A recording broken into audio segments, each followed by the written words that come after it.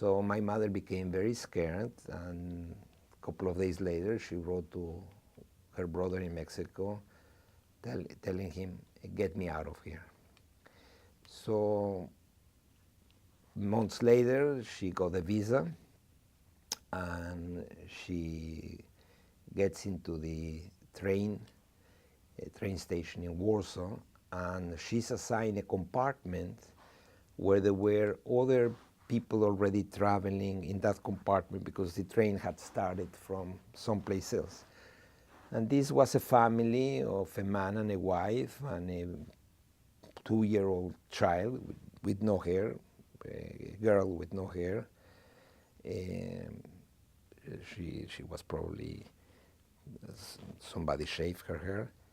And they were coming, they looked like rural, that they came from rural. They were also traveling to Mexico. Well, it happens that the mother of that girl was the sister of my father.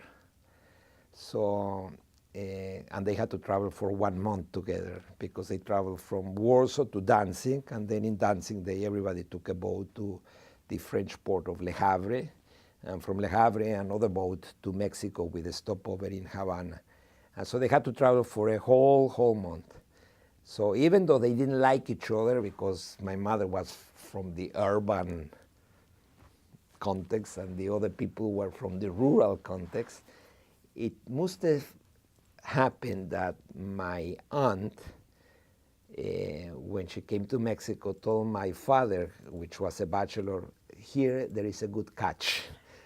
And sure enough, about a year later, or a year and a half later, my mother marries this gentleman in 1937. So this is an interesting story of the way that both of them met.